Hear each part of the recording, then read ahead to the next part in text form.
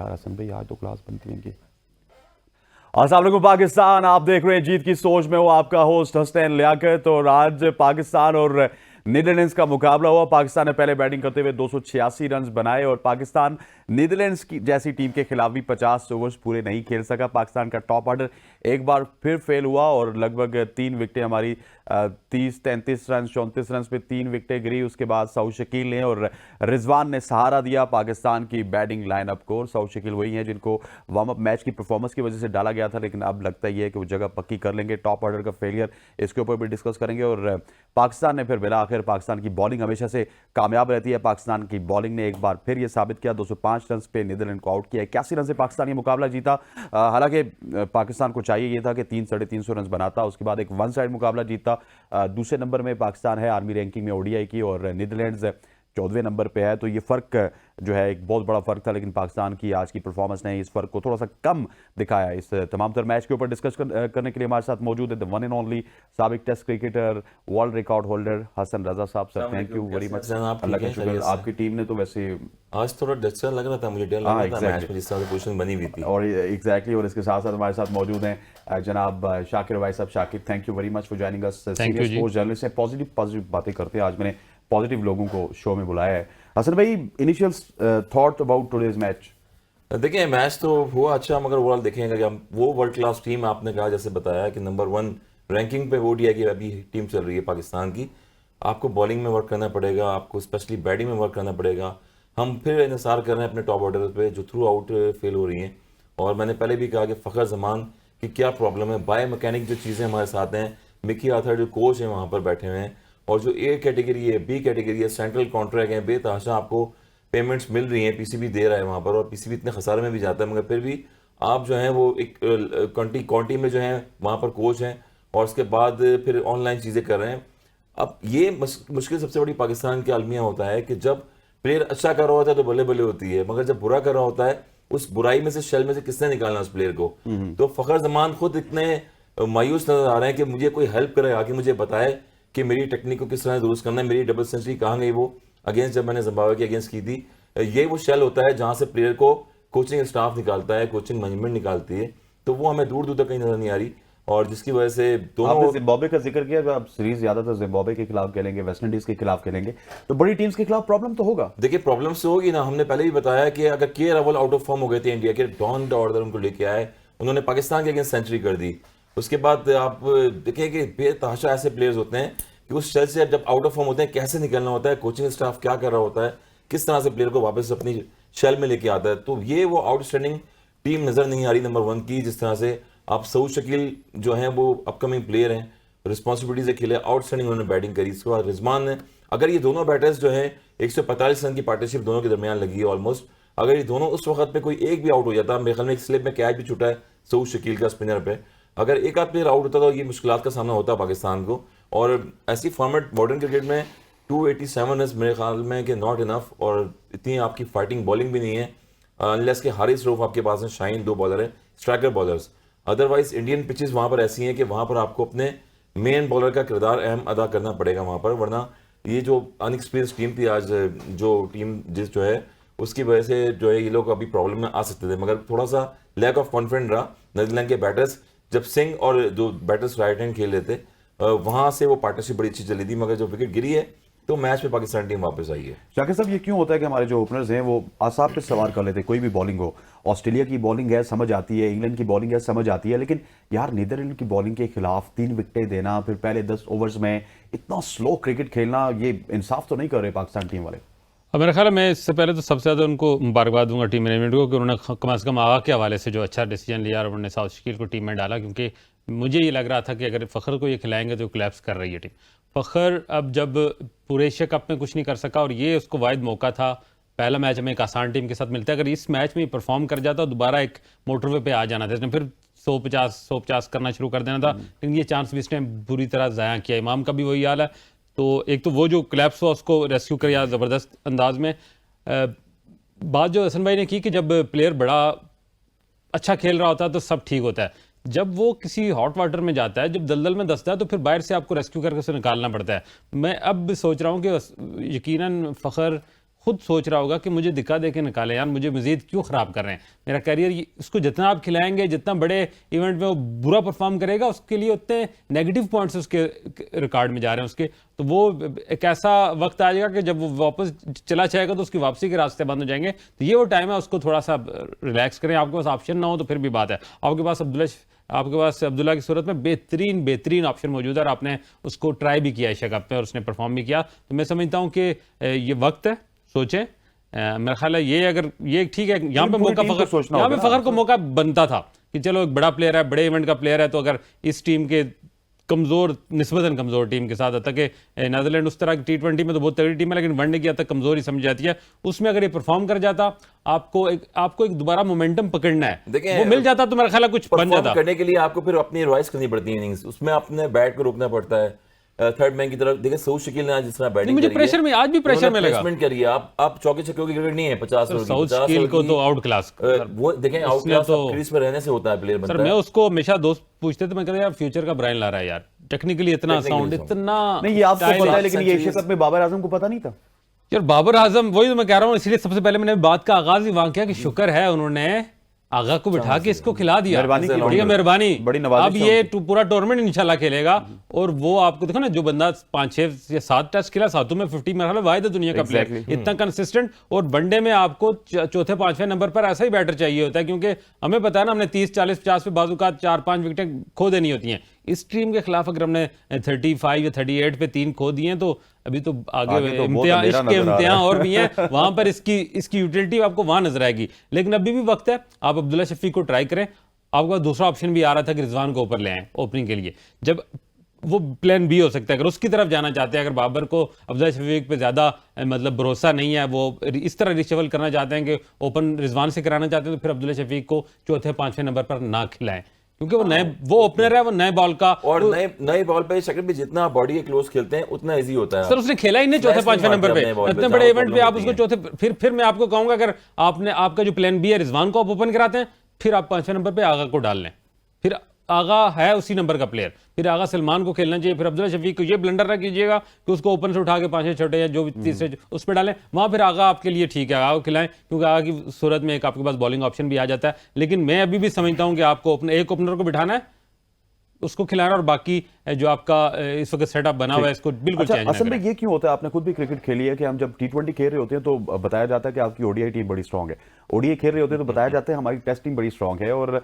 इस ODI team को लेके हमने बड़ी हाइप क्रिएट की थी, लग ये रहा था कि ये टीम बहुत कुछ करेगी, लेकिन आउट ऑफ नोवेयर अब हमें पता चल रहा है ओपनिंग नहीं चल रही, मिडल ऑर्डर नहीं चल रहा, स्पिन नहीं चल रहा, फास्ट बॉलिंग डिपार्टमेंट ठीक था, नसीम शाह इंजरी, मतलब अजीब गरीब सी चीजें चल रही है। यंग प्लेयर है ना, सैम अयूब इतनी परफॉर्मेंस दे रहे हैं, आप आउटस्टैंडिंग बैटिंग की है, पीएसएल में खेले उन्होंने, और अपकमिंग प्लेयर्स उनको लेके आए हैं। गिल जैसे प्लेयर हैं, उनको प्रमोट किया गया है। इंडिया के प्लेयर ईशान किशन है, उनको प्रमोट कर रहे हैं, उनको कॉन्फिडेंस दे रही है टीमें। रविंद्रा देखें किस तरह से खेले हैं न्यूजीलैंड के, ऐसा लग रहा था कि 50 वनडे खेल के आए हैं वो, जिस तरह से कॉन्वे के साथ वो बैटिंग कर रहे थे। तो एक कैप्टन का आर्ट ये होता है कि साइम अयूब नहीं आ सकते। साइम अयूब के साथ ज्यादती की है पाकिस्तान क्रिकेट बोर्ड ने, उसको नहीं, नहीं सकते ना, उसको अभी तो नहीं आ सकते। ओपनिंग तो बाबर आजम और रिजवान करते हैं T20 में ना, वनडे की बात कर रहे हैं, लेकिन मेरा ख्याल है उस वक्त उसको प्रीमेच्योर टीम में खिला लिया गया। अभी उसको इतनी जल्दी, अभी तक उस वक्त भी उसे इतनी जल्दी टीम में लाना चाहिए था, उसको थोड़ा सा पकने देते। आपने बिठा के आज आखिर चांस दिया ना टेस्ट मैच में, जब उन्होंने डबल चांस दे रहे हैं तो वो देखना, जितना प्लेयर पीछे आप बैक पे रखते हैं, जितना उसको ज्यादा गर्म बंद कमरे में रखते हैं, वो ज्यादा मेहनत करके आता है। कॉन्फिडेंस देना होता है, चांस उनको दिया गया, उन्होंने कैपिटलाइज कर लिया। देखिए कैपिटलाइज कर लिया, मगर वही बात कर रहे हैं कि में शामिल करना पड़ेगा। सर कैपिटलाइज वही करता है जिसकी जो है ना टेक्निकली स्ट्रांग हो, जिसकी टेक्स्ट बुक बैटर में उसके लिए वर्ड यूज करता हूं, जिसका होम ग्राउंड से सही। साहब ये रोटी गैंग में नहीं है तो ये लंबा चलेंगे यार, अपनी परफॉर्मेंस पे चलेगा। ये इतना नहीं है कि रोटी गैंग है तो कितना आप किसी को टीम में रोटी गैंग की वजह से ला सकते हैं, लेकिन उसको सस्टेन नहीं करवा सकते ज्यादा देर। क्रिकेट ऐसा गेम है कि आप छुपा मतलब गेम में शामिल करना पड़ेगा इनको, ना भी हो आपको परफॉर्म देना। देखना कराची का लड़का जरा उस गैंग में शामिल होना उसके लिए मुश्किल है, ये तो मानना पड़ेगा, ये तो उसकी हिम्मत है कि वो करके आ गया। लेकिन ये है कि वो अपनी परफॉर्मेंस दे, उसे किसी गैंग की जरूरत नहीं है। He is future of Pakistan cricket with T20 की नहीं, लेकिन 50 ओवर। शाकिर साहब ने बड़ी बात कर दी कि कराची का लड़का लाहौर और पेशावर के लड़कों में एडजस्ट हो गया। बड़ा फर्क है ना, ये भी देखिए, कराची का कैप्टन बाहर बैठा हुआ है, जिसको डगआउट में आपने बिठाया हुआ 6 साल से। सरफराज की अगर मैं बात करूं, वो कैप्टन है। Babar Azam world class player उनके अंडर में खेले हैं, और अजहर अली जैसे टेस्ट बैट्समैन है, 97 टेस्ट मैचेस खेले में, उनके अंडर में खेले। तो अंडर एस्टिमेट तो किया जाता है यहाँ पर, और आपको पता है कि लाइकिंग डिसलाइकिंग, पाकिस्तान में थ्रू आउट चलती हुई आ रही है। यही वो चीज़ें हैं कि अगर या पाकिस्तान की लाइकिंग को देख लें या दोस्ती यानी को देख लें या फिर पाकिस्तान क्रिकेट को देख लें, तो ये एक अलग लम्हा फिक्रिया होता है। लेकिन असल में ये टीम बहरहाल ठीक बनी है, टीम तो अच्छी बनी है, इस मगर वक्त जो देखें टीम अच्छी बनी है, मगर अच्छी है सर, स्टडी 2019 से लेकर 23 तक यही टीम है, तो अच्छी है। खिलानी है हमने। आपने जो है वो स्टडी बनानी है, प्लेयर्स को कॉन्फिडेंस देना है। हमने फिर बात करी कि इंडिया का अगर एशिया कप देखें आप, जिसपे बुमराह वापस आए कमबैक करके, के राहुल को आपने कहाँ पर 2 दफा वो आउट हुए, क्लीन बोर्ड हो गया, उसके बाद उनको नंबर 4 पे लेके आके दोबारा कॉन्फिडेंस दिया, वो स्क्वाड का हिस्सा बन गया। ईशान किशन हो गए और गिल जैसे प्लेयर, तो यही हमारे पास भी प्लेयर भी ऐसे ही हैं पाकिस्तान में कि इतने डोमेस्टिक प्लेयर्स परफॉर्म करें, उनको कॉन्फिडेंस दें। बाबर आजम सिर्फ अपने पे प्रेशर लेके खेल रहे हैं और रिजवान जो है अपनी बेसिक टेक्निक है उस पर खेल रहे हैं, वो सफल करते हुए। मगर अब सऊद शकील हैं, अब्दुल्ला शफी हैं, टॉप ऑर्डर को फॉर्म में आना चाहिए क्योंकि आगे बड़े अच्छे मैचेस होंगे, स्ट्रॉन्ग मैचेस होंगे। इससे पहले कि मैं मैच समरी की तरफ चलूं, आपसे एक सवाल करना चाहता हूं। 2019 से लेकर 2023 तक हमने इस टीम के ऊपर इन्वेस्टमेंट की। बाबर आजम भी इसी टीम में मौजूद थे, रिजवान भी इसी टीम में मौजूद थे, शाहीन शाह अफरीदी भी, हारिस रऊफ भी, तकरीबन 5, 6, 7 बंच ऑफ प्लेयर्स हैं जो कि इस टीम में मौजूद थे डे 1 से। लेकिन रिजल्ट ओरिएंटेड क्रिकेट हमें चाहिए। 4 साल आपके ऊपर इन्वेस्टमेंट हुई है, आप परफॉर्मेंस उस तरह की नहीं दे रहे, वजह क्या लगती है आपको? देखिए, आप 2019 की बात की, मैं लकली वहां था और नॉटिंगम में हमारा इस तरह पहला मैच था, और पहला मैच था हमारा वेस्ट इंडीज के साथ। हम 105 या 104 रन पे आउट हो गए, और वो जो रन रेट हमें उस वक्त मार पड़ी, हम एंड पे आके वो हमें रिकवर नहीं कर सके, और पॉइंट हमारे बराबर होने के बाद रन रेट से हम सेमीफाइनल नहीं खेल सकते। तो उसको कंपैरिजन में आज करता हूं तो हमारा स्टार्ट अच्छा है, हमने 80-100 रन से मैच जीत के एक अच्छा आगाज किया है। जिस तरह आपने बात तैयारी बिल्कुल इस टीम को उसके बाद हमने फैसला किया था एक नई टीम हमने नए वर्ल्ड कप के लिए बनानी है। कंसिस्टेंसी नहीं आई, उसमें भी बहुत ज्यादा देर कर दिया हमने अपनी टीम को एक 1 यूनिट डिसाइड करने में, किस यूनिट ने अगला वर्ल्ड कप में रिप्रेजेंट करना है। लेकिन फिर भी 2 साल से तकरीबन एक चीज क्लियर थी कि 8-10 लोग ये उस वर्ल्ड कप स्क्वाड में हो गए और उनको मुसलसल मौका दिया गया, खिलाया गया। बोर्ड के अंदर जो अनसिस्टेंट, जो एक तसलसल नहीं था, और उस मैनेजमेंट ने फिर नीचे भी उसके जो असरात आए, उसने भी बहरहाल चीज़ों को डिस्टर्ब किया।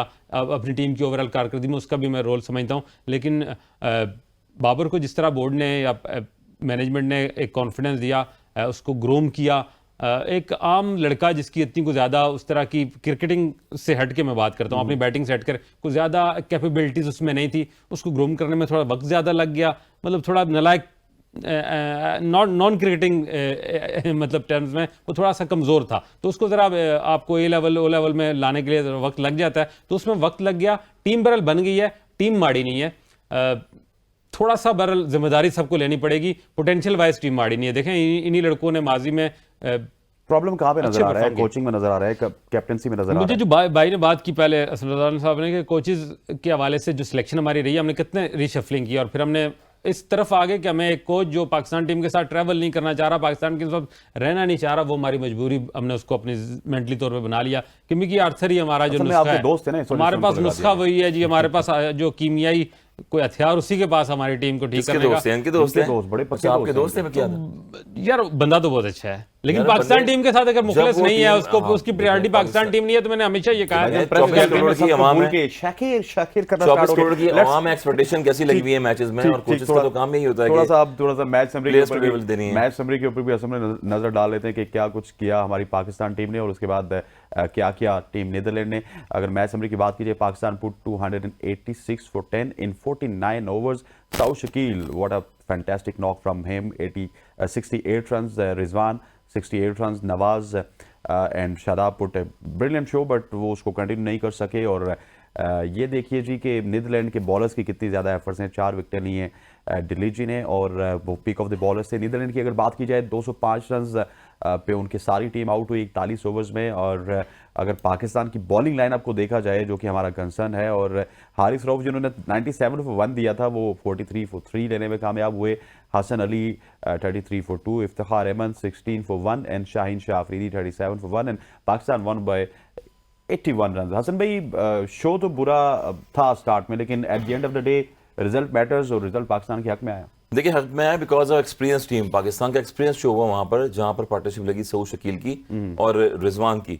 रिजवान यूजुअली आपको पता है कि जो भी कंडीशन होती है उसमें वो ढल जाते हैं बिल्कुल, और कंडीशंस यही थी कि शफल करके आ रहे थे पिच पे, और वही ऑन साइड पे खेलना शॉट उन्होंने शुरू किए, उसके बाद कट खेले ऑफ साइड पे, तो अंडर प्रेशर भी रही है टीम। उनका एक्सपीरियंस नजर नहीं आया था हमें, जैसे खेल रही है टीम। और बॉलिंग में जो है 4 आउट किए बॉलर्स ने, क्रॉस द सीम बॉल कर रहे थे, बैक फुट पर जाके रिजवान ने जो थर्ड मैन पे सिंगल लिया। फिर उसके बाद Saud Shakeel left hand batsman है, मेरा ख्याल में मुश्किल जो है नीदरलैंड के बॉलर्स को वहां पर हुई जब लेफ्ट हैंड और राइट हैंड कॉम्बिनेशन बना होता दोनों टीम का, दोनों बैटर्स का स्पेशली। और सऊद ने जो स्ट्राइक रोटेट किया उसके बाद फील्डर 4 अंदर लिए थे सर्कल में, लॉन्ग ऑफ जो है वो ऊपर रखा हुआ था, बैक टू बैक 2 बाउंड्रियां मारी, उसके बाद थर्ड मैन पे गए, चिपिंग करी, उसके बाद बैक फुट पे गए, पुल शॉट मारा, बहुत आउटस्टैंडिंग।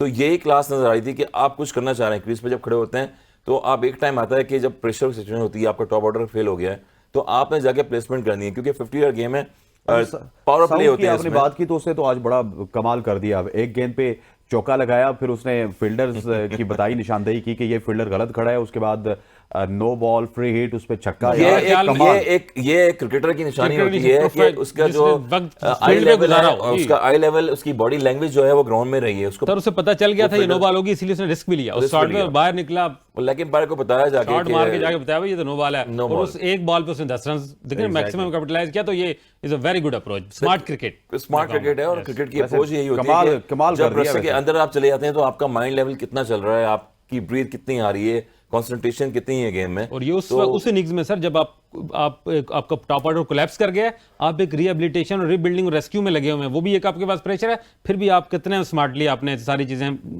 देख रहे हैं और उस पर एग्जीक्यूट कर रहे हैं, तो एक्सीलेंट।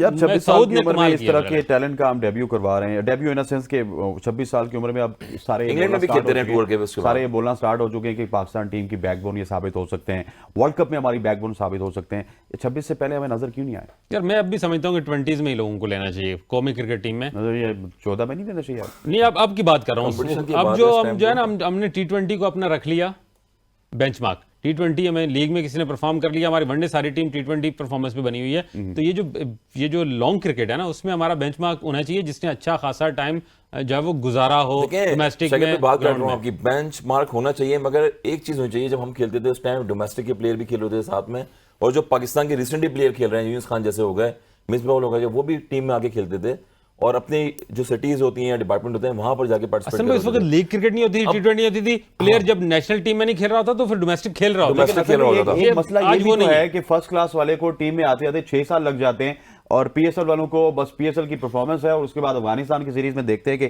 4 टीम्स के लोग वहां पे जा रहे हैं, जमान भी जा रहे हैं, एहसानुल्लाह भी जा रहे हैं, साइम अयूब भी जा रहे हैं और कमाल कर रहे हैं। स्लॉट अलग करें ना आप अपना। मॉडर्न क्रिकेट में इंग्लैंड क्या किया है, test cricket, one day cricket, T20, New Zealand क्या किया, test cricket, T20, one day cricket. लेकिन हम नहीं करते ना, हमने पीएसएल की बुनियाद पे जमान खान को पिक किया, उनको T20 खिलाया, फिर हमने जब देखा कि ऑप्शन कोई नहीं है तो उनको एकदम से हम ओडीआई पे ले आए। हालांकि जमान खान की विद ऑल ड्यू रिस्पेक्ट और फर्स्ट क्लास क्रिकेट में लिस्ट ए में कोई परफॉर्मेंस नहीं है। देखें Arshad Iqbal throughout performance दे रहे हैं, लिस्ट ए में उनकी परफॉर्मेंस अरशद इकबाल दे रहे हैं, मीर हमजा दे रहे हैं, इलियास नए बॉल के साथ दे रहे हैं। लेकिन प्रॉब्लम ये है जी कि जब उनका नाम लिया जाता है तो पेस नहीं है भाई, पेस तो नहीं है, लेकिन वो नए बॉल के साथ तो एक्सपर्ट है। शाकिर साहब आप देखें ना, अभी हमारे पास जब नसीम हमारे से जरा किसी की फौज पर किसी टाइम भी कुछ हो सकता है, आपने अल्टरनेट का बंदोबस्त कोई किया ही नहीं हुआ था कि वो कैसा आपको आउट ऑफ नो वेयर जो लड़का परफॉर्मेंस की बुनियाद पर टीम से बाहर है उसको आके आपको खिलाना पड़ा वर्ल्ड कप हसन अली को। आपने इसकी तैयारी नहीं की कि ये जो 3 लड़के मेरे फ्रंट पे खेले इनमें से कुछ चला गया तो मैंने बैक पे किसको लेके आना। अभी आप देख रहे हैं शाकिर भाई कि किस तरह से शाहीन बॉलिंग कर रहे हैं, आपको पता जितना जोर बॉलिंग राउंड आके वो कर रहे हैं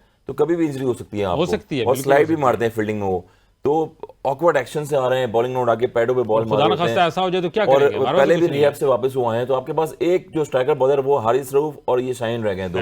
इसके बाद आने वाली सीरीज वही मैं कह रहा हूं कि आपने जो तैयारी करनी होती है वो अपने बेंच को उतने ही स्ट्रॉन्ग करना होता है कि यार मेरा जो प्लेइंग 11 में से बंदा हटेगा तो कम से कम वो नहीं तो 70% उसका रिप्लेसमेंट तो दूसरा आने वाला कर ले। हमारे पास कोई भी नहीं था तो हम एसएन अली को घर से उठा के लाए यार, चल पुराना एक्सपीरियंस है, ठीक है, उसने कमबैक भी ठीक किया, बेहतरीन ओवर कराया पहला। मेरे हिसाब से बॉलिंग के ऊपर हम प्रिसाइसली बात करेंगे, लेकिन हसन भाई और आपको मुझे एग्री करना पड़ेगा कि इस वर्ल्ड कप में सबसे अच्छे टॉप परफॉर्मर होंगे हसन अली। उसकी रीजन ये है कि हमने तनकीद तो हमने भी की, आपने भी की, हमारे साथ की बैठ के, लेकिन हसन अली जिस तरह के बॉलर हैं और जिस तरह हमने कल के मैच में और आज के मैच में देखा कि 135, 36, 37 और 30 वाला बॉलर वो यहाँ पे विकेट भी ले रहा है और वो यहाँ पर रन्स भी रोक रहा है। देखिए यहाँ पर इसलिए कि इंडियन पिचेस हैं और पिचेस में आपको पता है कि वेरिएशन से बॉल करनी पड़ी है। नीदरलैंड के बॉलर तो भाई अगर इंडियन पिचेस थी, हसन रजा को पता है तो फहीम अशरफ को एशिया कप में लेके गए तो उन्हीं को कंटिन्यू कर लेते। यही तो माइंडसेट है ना, आप एशिया कप में उस प्लेयर को लेके गए जिसका जो आपके वर्ल्ड कप के प्लान में नहीं है।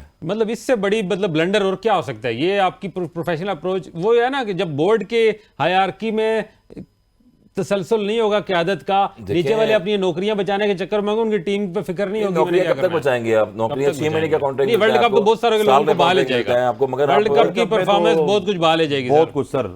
हर प्लेयर वर्ल्ड कप को देख रहा होता है, स्पेशली 50 ओवर वर्ल्ड कप को। जो बैक एंड पे होते हैं वो भी देख रहे होते हैं, और जो खेल रहे होते हैं उनको भी पता होता है कि अच्छा ये जो शादाब खान है परफॉर्म नहीं कर रहे, उसके ऊपर हम बात तो करेंगे लाजमी। अब वो बिल्कुल बॉलिंग प्रैक्टिस कर नहीं रहे, बैटिंग प्रैक्टिस कर रहे हैं, वो कहीं ना कहीं नजर आता है। आज भी बॉलिंग देखिए, 32 आज भी बहुत शॉर्ट, आज भी बॉलिंग देखिए, शॉर्ट बॉलिंग कर रहे हैं, आउट वाली बॉलिंग नहीं। साहब मसला ये है, हसन साहब मसला ये है कि जब ये शादाब खान टीम से बाहर होंगे, ठीक है, ये फर्स्ट क्लास में भी परफॉर्म करेंगे, ये पूरा दिन बॉलिंग भी करेंगे, ये पूरा दिन बैटिंग भी करेंगे, और फिर हम जैसे लोग कहेंगे शादाब खान ये परफॉर्म कर रहे, शादाब खान ये कर रहे, ये पाकिस्तान के लिए परफॉर्म करके वापस आना उनका हक बनता है ना सर, वहां जाए। लेकिन वहां से मुश्किल होती है भाई, वहां से वापसी मुश्किल होती है। जब आपने परफॉर्मेंस की बुनियाद पे मुश्किल तो अच्छा है। जब आप टीम में रहते हुए फर्स्ट क्लास को रिस्पेक्ट नहीं देंगे, तो फिर जब टीम से बाहर होते हैं तो फिर फर्स्ट क्लास में परफॉर्मेंस इतनी जल्दी नहीं होती।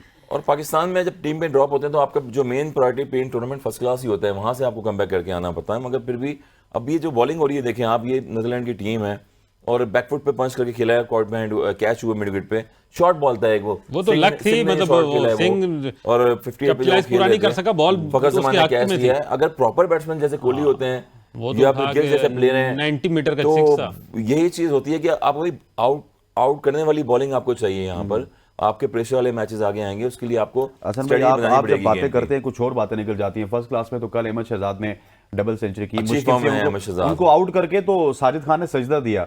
उससे पहले सरफराज अहमद की बात करें तो वो डबल सेंचुरी भी लगा चुके हैं, सेंचुरीज भी लगा चुके हैं, काफी प्लेयर्स परफॉर्मेंस दे रहे हैं, नहीं आ सकते। वो देखिए ये क्राइटेरिया वरना डोमेस्टिक आप क्यों करवा रहे हैं? डोमेस्टिक थ्रू आउट हो रही है, सारे सीजन में खेल रहे हैं, 180 से 90 प्लेयर खेल रहे हैं डोमेस्टिक, अपने रीजन में जाके हर जगह खेल रहे हैं, मगर रीजन में परफॉर्म कर रहे हैं और उनको खेलना चाहिए।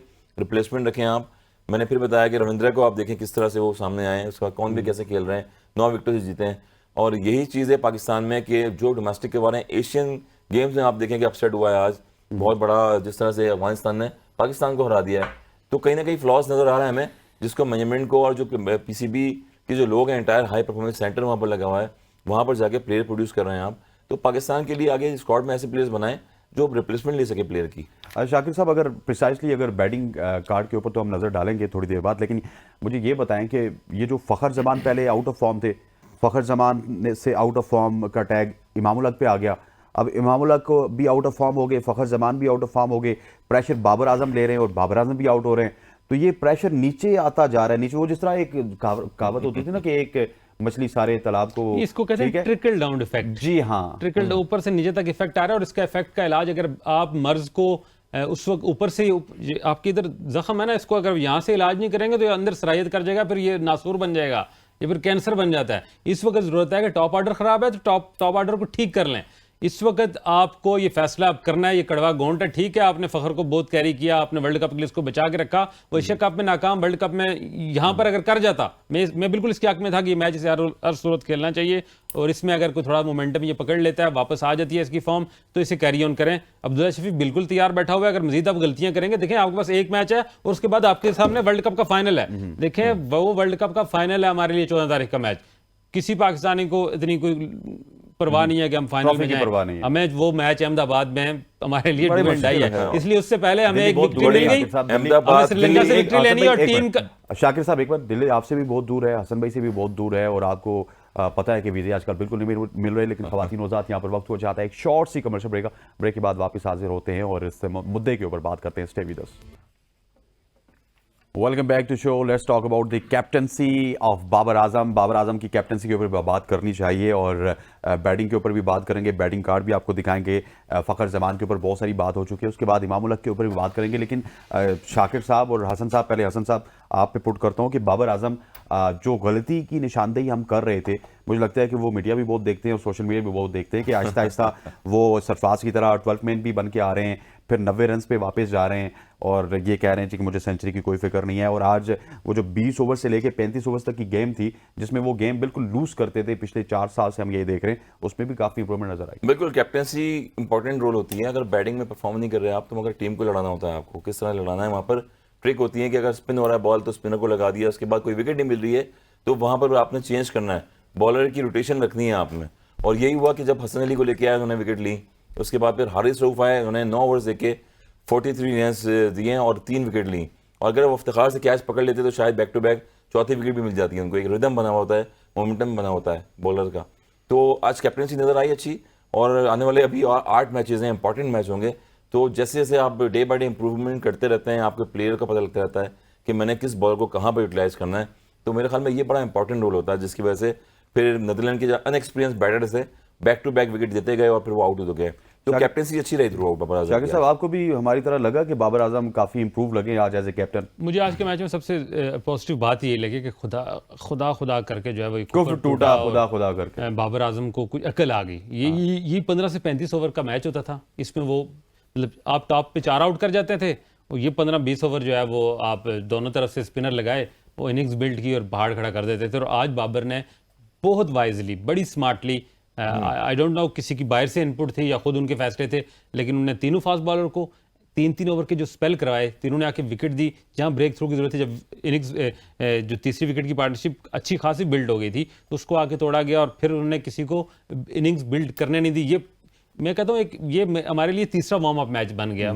हमने पहले सारे एक तो कॉम्बिनेशन ट्राई कर लिए, अपनी बैटिंग स्ट्रेंथ को ट्राई कर लिया, बॉलिंग सारा कुछ करके, तो एक हमें मैच प्रैक्टिस भी मिल गई है बड़े मैच से पहले। श्रीलंका टफ टीम है, हम उनसे हार के आए हुए हैं श्रीलंका में। तो ये पोजीशन में बाबर आजम को ये क्रेडिट दूंगा कि उन्होंने अब is behave like a captain आज के मैच में, और उसने अल्हम्दुलिल्लाह, और उसने जो देखे ना, कैप्टन को बहरहाल अपने हथियारों को यूज करना होता है, राइट टाइम पर right bowler, right move, right field place, right planning, ये चीजें कैप्टन को यही करना है और क्या करना है। देखिए नीदरलैंड में आप देखें, अगर फखर जमान दोनों लेफ्ट हैंड बैट्समैन आए हुए थे, उनके कैप्टनसी ने जो है वो ऑफ स्पिन लगाना शुरू कर दिया। स्टार्टिंग में आप देखें बॉलिंग तो अच्छी कराई है, पहले ओवर में विकेट ले रहा है, तो उससे 3 ओवर आपने करवाए। मेरा ख्याल उससे नहीं करवाने चाहिए थे। देखिए इफ्तिखार तो एक हनी ट्रैप है ना, जब इनिंग्स बिल्ड हो रही है तो आ गया। तो ये नॉर्मली हम देखते थे बचपन में, तेंदुलकर से बॉल करवा लेते थे इंडिया वाले, हम सलीम मलिक से करवा लेते थे, इस तरह के आ जाते थे। गंगोली सारा का मुझे याद है, बेस्ट बॉलर रह चुके हैं वो, मीडियम यस, ये वो इनको आपको कंटिन्यू फिर नहीं करना होता है। इनसे ले लिया आपने, इनका काम हो गया, वापस आप रेगुलर बॉलर की तरफ जाएं ताकि उनको दोबारा एतमाद ना मिले, वो इनिंग्स में बिल्ड करें। बेसिकली कमजोर बॉलर विकेट तभी लेता है कि जो बैटर है उसको ईजी समझता है, थोड़ा कैजुअल जाता है, कैजुअल अप्रोच के साथ जाता है। जिस तरह इफ्तिखार ने स्काउट किया, वो अपने गार्ड लेना ही भूल गया, वो गार्ड लेना ही भूल गया, आगे चला गया और पीछे एक्चुअली नया बॉल था, स्पिन खेलना चाह रहे थे वो, और स्ट्रेट ऑन बॉल था सीधा, जो कि वो क्लीन बोल्ड हुआ। हम 100 नंबर देंगे कैप्टनसी के बाबर आजम को कि ये कैप्टनसी, ये अटैकिंग अप्रोच, ये मतलब अटैकिंग अप्रोच उनकी तरफ से, लेकिन टीम के बैटर्स की तरफ से तो अटैकिंग नहीं। देखें ना, आपने एक बना लिया, देखें ना, आप कोलैप्स कर गए, आप उसके बाद आप बाबर आजम ने टास्क पे क्या कहा, हमें 290 तक करना है, 290 कर दिया ना, आप कोलैप्स भी कर गए, फिर भी 290। तो ये तो क्रेडिट जाता है रिजवान और साउथ शकील को, जिस तरह उन्होंने टीम को रेस्क्यू किया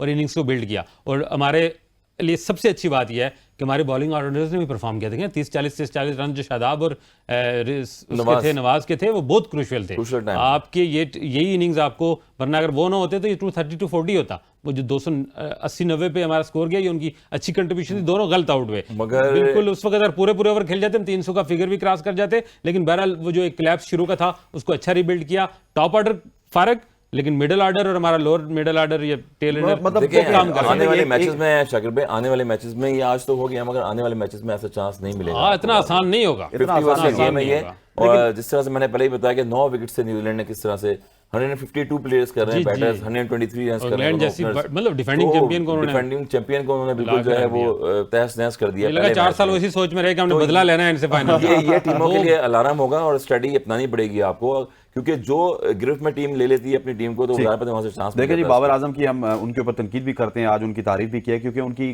कप्तानी में हमें पॉजिटिव्स बहुत सारे। लेकिन हमें बाबर आजम की बैटिंग पे हमने इनसे लेना है कि क्या बाबर आजम की बैटिंग के ऊपर तो जरूर आएंगे, लेकिन एक मुद्दा हल कर लें, उसके बाद उसी की तरफ आते हैं। ये नवाज के रनआउट को आप किस तरह देखते हैं, ये क्या था? यहाँ से फिटिंग जिसे कहते हैं नजर आ रही थी, क्योंकि फिटिंग लगी हुई है इनको, या फिर ग्रोइंग प्रॉब्लम हो गई है जिस तरह से भागते हुए गए। मेरे ख्याल में सेकंड जब बॉल टाइम हो जाता है और बड़े कैजुअली भागते हुए, मेरे ख्याल में रनिंग से देखिएगा कि वो जितने भी कोचेस होते हैं हमेशा ये बताया जाता है कि आपने स्ट्रेट थ्रू करना है रनिंग में, भागने में। आप थोड़ा सा क्रॉस गए, ये देखिए यहाँ पे कोई मूड ही नहीं था, ठीक है, उन्होंने वापस भेज दिया।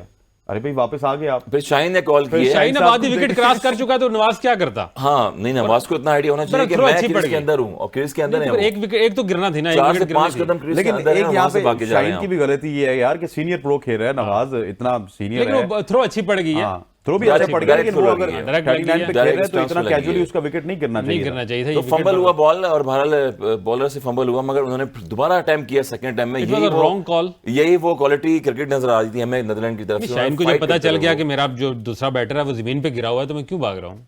देखिए ये वापस रेस्क्यू हो गए, यहाँ पर रुक जाना चाहिए था। यहाँ पर रुक जाना चाहिए था। अब देखिए 4 कदम वो आगे आ गए हैं, 4 कदम से वापस डिस्टेंस लेके आप क्रीज पे बोल रहे हैं और डायरेक्ट थ्रो लगा है। थ्रो अच्छा रनिंग बिटवीन द विकेट बड़ी इंपॉर्टेंट होती है। अच्छा लगा। हसन भाई, इससे पहले कि हम डिस्कशन को कंटिन्यू रखें, मैं शाकिर साहब बार बार कह रहे हैं कि बैटिंग के ऊपर डिस्कशन करनी है, तो जरा देखते हैं batting card Pakistan cricket team का।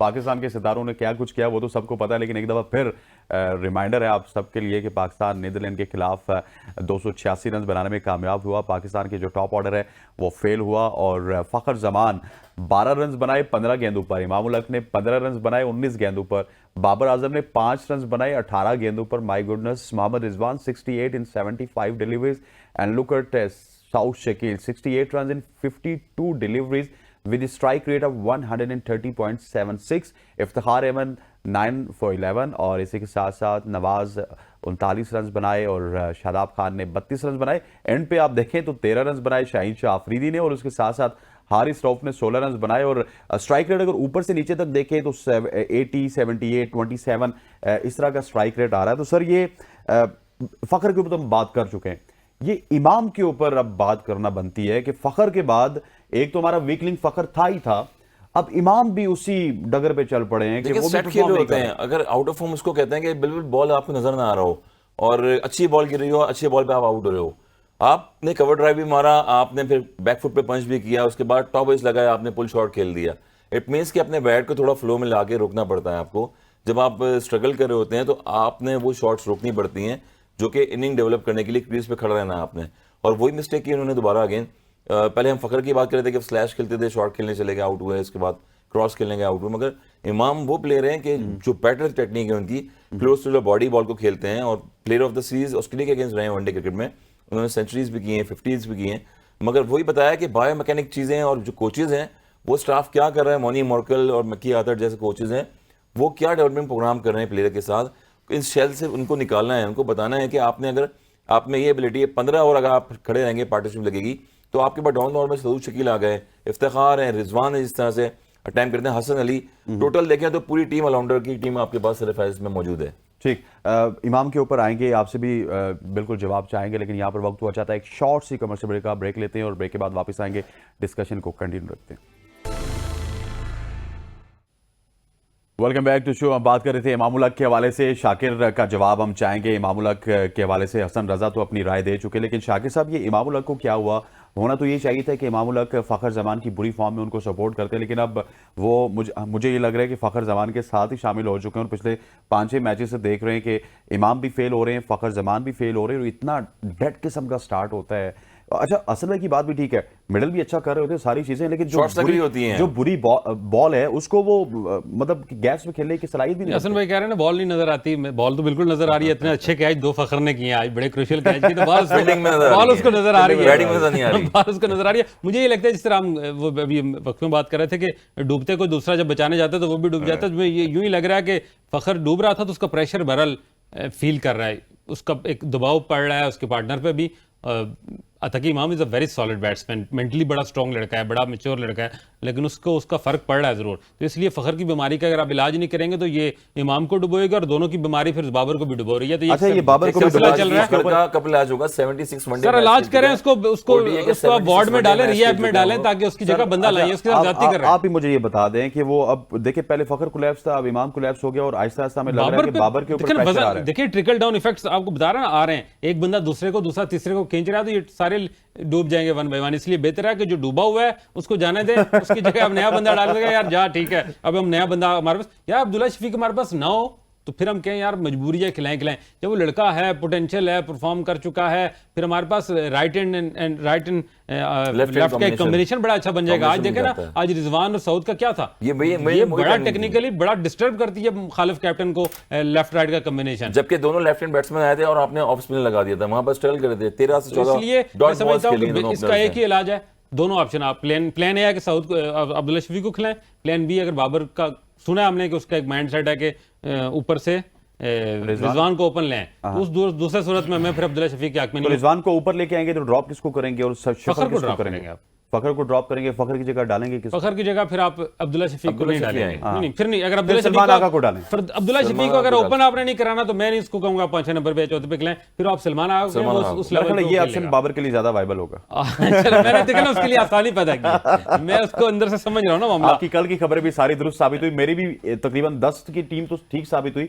एक सलमान अली आगा पे मैं थोड़ा सा देखिए, सलमान अली आगा का मैंने कहा कि उसने मुझे, जो आपका दोस्त है हमारे बाकरी साहब, उन्होंने कहा कि चाचा और फिर सऊद, मैंने कहा नहीं, चाचा बाद में, सऊद पहले, और उस तरह आया। ठीक है, थोड़ी बहुत जो हमें समझ आती है मतलब को नहीं है, लेकिन ये अगर हमें समझ आ रही है तो टीम मैनेजमेंट को भी समझ आनी चाहिए। इस विनिंग कॉम्बिनेशन, इसको बिल्कुल ना छेड़े। शाकिर साहब को कोच लगा लें। नहीं, अच्छा खवातीन हज़रात, यहाँ पर आप देखते हैं जी बॉलिंग कार्ड, बॉलिंग के ऊपर भी थोड़ी सी बात कर लेते हैं। पाकिस्तान के बॉलर्स ने क्या कुछ किया, क्या कुछ नहीं किया। आज वैसे सबने रिलेटिवली अच्छी बॉलिंग की, लेकिन जो हमारा कंसर्न है शादाब खान का, वो कंसर्न दूर होने का नाम नहीं ले रहा। और शाहीन शाह अफरीदी 7 ओवर्स में 37 रन दिए, 1 विकेट उन्होंने हासिल किया, 5.28 की उनकी इकॉनमी रही। हसन अली 7 ओवर्स में 33 रन दिए, 1 मेडन भी किया, 2 विकेट्स भी लिए, 4.71 की इकॉनमी रही। Haris Rauf was speak of the bowlers, 9 overs 43 runs, 3 wickets, 4.77 की इकॉनमी रही। Iftikhar Ahmed 3 overs 16 for 1 in 5.33। Mohammad Nawaz 7 overs 31 runs, 1 wicket और 4.42 की इकॉनमी रही। Shadab Khan 8 overs 45 runs, 1 wicket ली, और इकॉनमी आज भी शादाब खान की सबसे बुरी है। बिल्कुल, देखें सबसे बुरी है। मैंने वही बताया कि स्पिनर्स जो हैं इंडिया में जाके खेल रहे हैं, स्पिन पिचेस है वहाँ पर, और वहाँ पर आपको बॉल ड्रिफ्ट करना पड़ेगा, वेरिएशन लानी पड़ेगी बॉल में।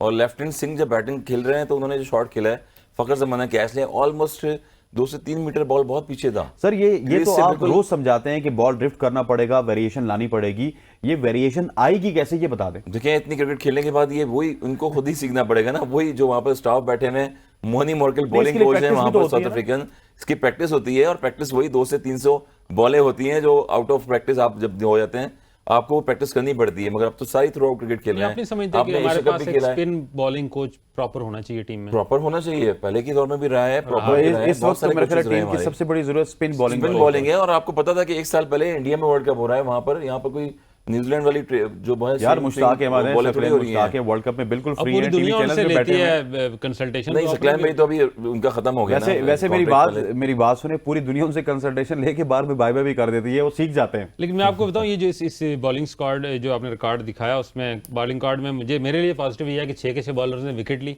That's good. और बड़े दिनों बाद मैं देख रहा हूं कि 6 के 6 बॉलर की इकॉनमी 6 से नीचे है इन बैटिंग बैट्समैनों का फर्क।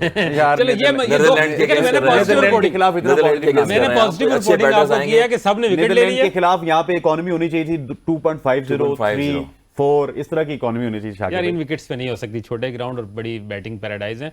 तो हाँ, इसमें ये एक बात जरूर करना चाहता था कि हमने 280 करके तो तीर नहीं मारा, हमें 350 करना पड़ेगा।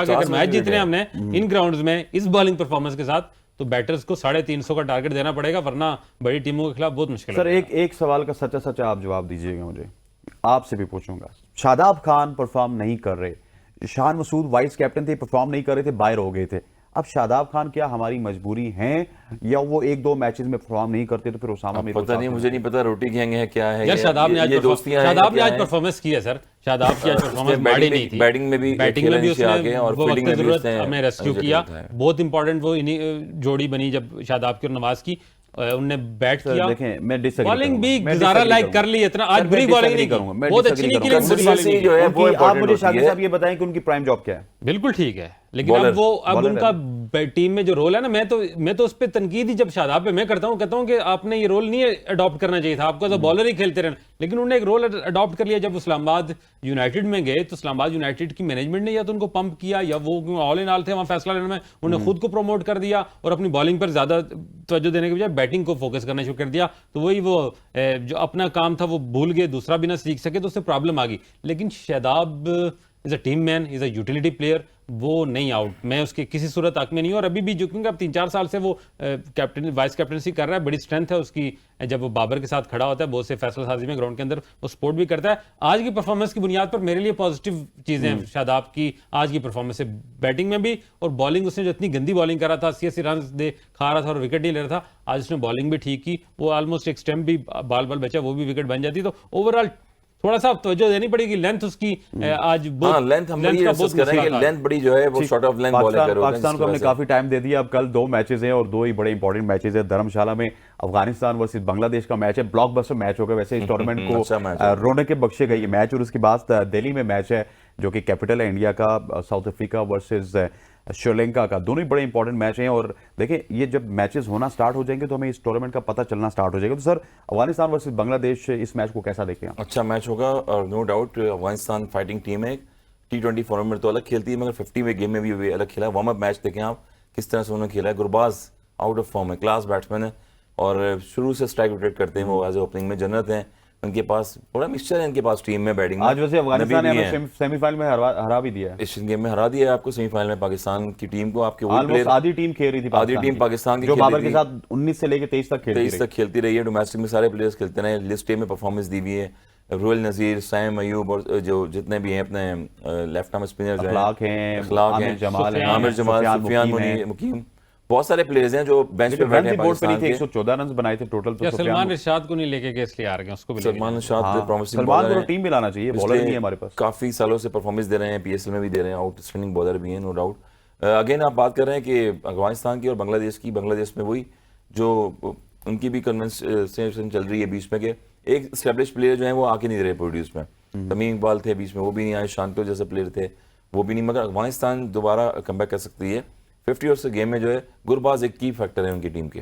अफगानिस्तान वर्सेस बांग्लादेश कंडीशंस उनकी भी सेम है, बांग्लादेश की भी अफगानिस्तान की भी सेम है। मेरे नजदीक बांग्लादेश फेवरेट है कल के मैच में। अच्छा। क्योंकि बांग्लादेश बहुत अरसे से वनडे खेल रहा है, अफगानिस्तान का अभी तक टेम्परामेंट वनडे का वाला बन नहीं पाया। हाँ, जिस तरह उन्होंने कहा कि गुलबाज या 1-2 प्लेयर लग गए 300 प्लस का कि जोड़ा उनका सेट कर गए तो वो तो और बात है। लेकिन ओवरऑल रिकॉर्ड भी इन दोनों का हेड टू हेड में, और ओवरऑल जो मैं देख रहा हूँ मुझे फेवरेट जो है वो बांग्लादेश लग गया। लेकिन हमारा ज्यादा कंसर्न दूसरा मैच है शाम वाला, कल डबल हेडर है, तो हमें श्रीलंका की ओवरऑल वहां स्ट्रेंथ देखनी पड़ेगी कि अगला मैच हमने श्रीलंका से खेलना है, उसको पाकिस्तान टीम को बैठ के हमें श्रीलंका की स्ट्रेंथ भी देखनी पड़ेगी, हमें साउथ अफ्रीका की। लेकिन चलो हमें इंडिया के मैच से पहले श्रीलंका से खेलना है तो वो बड़ा जरूरी है। साहब और हसन साहब, हमें साउथ अफ्रीका की स्ट्रेंथ भी देखनी पड़ेगी क्योंकि एक मैच हमने वो भी लगाया हुआ कि अगर हम जीत गए तो 5 मैचेस में तो वो है ना। लेकिन हमें क्योंकि जो 5 मैचेस हमने जीते हुए लगाए हैं, आपका अगले दिन आ रहा होता है ना, जो पर्चा आपका अगले दिन आ रहा था, अगर केमिस्ट्री का पर्चा तो तैयारी इसकी ज्यादा करते हैं इंग्लिश वाले या बायो वाले को बाद में देख लेंगे। तो कल के मैच में हमें ज्यादा फोकस श्रीलंका पर करना चाहिए, पूरी टीम को बैठ के वो मैच देखने चाहिए और वहां से अपना होमवर्क तैयार करें, असाइनमेंट बनाएं। 2 दिन जो है उन नेट पे उनको यूज अच्छा अभी भी देखें, एशिया कप में देखा है यार, बड़े करीब से देखा था, नई कंडीशन, नया फॉर्मेट। 8 मैचेस हैं अभी भी आपके, 8 मैचेस हैं, बड़े टफ मैचेस होने वाले हैं। हर मैच जीतना है, हर मैच आपको जीतना है और 50 इयर्स गेम में आपको टाइम मिल जाता है कि पहले 2 मैच हलवा मिल गए।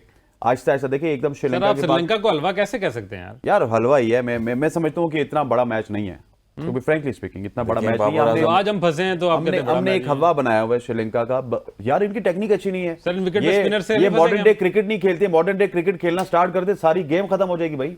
रिजवान खेल रहे हैं सिर्फ इस टाइम, सिर्फ रिजवान आपको नजर आ रहे हैं। सऊद शकील भी खेल रहे हैं, जिस तरह से बॉल पे जाते हैं, शॉट्स खेलते हैं। और जब जो 2 विकेटें गिरती हैं आपकी, आप देखें तो बैट्समैन अपनी टेक्निक चेंज कर देते हैं। इफ्तिखार को बोलेंगे डिफेंसिव हो जाता है। वैसे तो मैं तो उम्मीद लगाए बैठा था इस टूर्नामेंट में कि 9 मैचों में 4 सेंचुरीज बाबर आजम की तरफ से आएंगे, उसका फेवरेट फॉर्मेट है। लेकिन वनडे उसका फेवरेट फॉर्मेट है। आज तो बनती थी। और यार ये क्या हो रहा है सर, आप जरा इस पे ओपिनियन दें कि ये हर जगह स्पिनर से क्यों फंस रहा है। नीदरलैंड पिछले साल गए हम नीदरलैंड, वो भी 3 मैचों में भी स्पिनर ने आउट किया, आज दूसरे ने आउट कर लिया, ऑफ ब्रेक था। श्रीलंका के खिलाफ भी यही काम हुआ है। समझ नहीं आ रही। आदिल रशीद के अगेंस्ट जो है 2-3 दफा आदिल रशीद पे भी रॉन्ग वन पे आउट Wrong होता one पे है, out यानी होते वो हैं। ऑफ अंदर आ रही है बॉल, उस पे थोड़ा सा फंस रहा है। डिफेंसिव जा रहे होते हैं, बॉल को थोड़ा इजी ले जाते हैं, बॉडी आगे रख के खेलें अगर तो, जैसे शुएब मलिक टाइप के स्पिनर बड़ा अच्छा खेलते तो हैं। व्हाट्सएप नंबर नहीं है कि उसको थोड़ा सा एक वॉइस नोट ही कर दें मेरे यार दोस्त। मिकी आता के होते हुए मैं कैसे व्हाट्सएप नंबर ले सकता हूँ? वहाँ पर सारा गेम तो उनका है, पैसे वो ले रहे हैं पीसीबी से। यार आप इस तरह सोचना करें, चाहिए। आप इस तरह करें, आप इंजी भाई को बता दें। एनजी पे गए मैं वहाँ पर, वैसे आप इंजी भाई स्टडी बनाएंगे इंजी जाके भाई इंडिया के में। वहाँ होते हुए इमाम जैसी परफॉर्म करे बाहर तो नहीं हो सकता। अब देखिए ना, वहाँ जाके पता लगेगा कि एनजी भाई किस तरह से यूटिलाइज करते हैं उसको, शायद मौका देंगे दोबारा। आहिस्ता आहिस्ता ये भी शरारती हो गया। लेकिन वैसे लगता नहीं है इंजी भाई पहुंचे हुए हैं तो कैसे बाहर हो सकता है। हाँ, बाहर हो सर, सकते हैं। अफ्रीका वर्सेस श्रीलंका के मैच को आप किस तरह देख रहे हैं और किस टीम का पलड़ा आपको भारी लग रहा है? देखिए, इंग्लिश टीम तो खेल रही है, स्टडी से आई हुई हैं, और अफ्रीका जो है अच्छी टीम है, नो डाउट। फील्डिंग में मानी जाती है बहुत ज़बरदस्त। 92 में अगर देखें, प्रीवियस देखें तो जॉन्टी रोड्स और बड़े बड़े प्लेयर प्रोड्यूस किए हैं, जैक एलिस, मार्क्स बूचर जो विकेट कीपर जैसे बैट्समैन। तो अब जब टीम उतरी, डी कॉक जैसे प्लेयर हैं, वो स्ट्रॉन्ग प्लेयर हैं, बहुत ज़बरदस्त। यही कॉम्बिनेशन देखेंगे टीम को, जिनके पहले मैचेस हो रहे हैं, किस तरह से वो खेलेंगे। 50 ओवर गेम है T20 में। आप कहते हैं कि एक टीम अगर डिफेंड पे चली जाती है तो फिर वो हार जाती है, मगर 50 ओवर गेम में आपको पता है 3 सेशन होते हैं, पावर प्ले होता है, इसमें पार्टनरशिप लग रही होती है। ठीक हो गया सर। और पावर जब प्ले में आप खेलते हैं अच्छा, तो इस दूसरे मैच में Sri Lanka versus south Africa, Sri Lanka से फेवरेट होगा? श्रीलंका फेवरेट है, पहले में बांग्लादेश, दूसरे में श्रीलंका। ठीक हो गया। और हमने फोरकास्ट की अनाउंसमेंट भी करनी है। फोरकास्ट की जानिब से गिफ्ट टेम्पर था जो भी आज के मैच का मैन ऑफ द मैच बताता है। और साउथ शकील का नाम किसने बताया? हमारे सोशल मीडिया प्लेटफॉर्म पे आप भी इस पे हिस्सा ले सकते हैं। सैयद सारिम शाह हैं जिनका ताल्लुक कराची से है। सारिम, बहुत बहुत मुबारक हो आपको। फोरकास्ट की जानिब से आपको गिफ्ट टेम्पर पहुंचा दिया जाएगा। और इसी तरह आप भी ये गिफ्ट टेम्पर अपने नाम कर सकते हैं। सिर्फ आपने करना ये है कि हमारी सोशल मीडिया की वेबसाइट पे जाना है, डेली ओसाफ पे या फिर ABN न्यूज़ पे। वहाँ पे जाके आपने हमें बताना है कि कल के दोनों मैचेस है, कल 2 गिफ्ट होंगे, ये दो गिफ्ट हैं, ये दोनों चले जाएंगे हमारे पास से। और कुछ नए 2 गिफ्ट आएंगे कि कौन जीतेगा पहला मैच और कौन जीतेगा दूसरा मैच। और ये आपने मैच के कट ऑफ टाइम से पहले बताना होता है, ये नहीं कि प्रेजेंटेशन के बाद आप आके कमेंट कर दें। हसन भाई, आपका बहुत बहुत शुक्रिया, thank you very much for joining us. Shakir भाई साहब, आपका बहुत बहुत शुक्रिया, thank you very much for joining us. ख़वातीन व हज़रात, आज के प्रोग्राम का वक्त खत्म हुआ चाहता है। इंशाल्लाह कल एक बार फिर आपके साथ हाजिर होंगे, तब तक के लिए दीजिए इजाज़त। अल्लाह हाफ़िज़।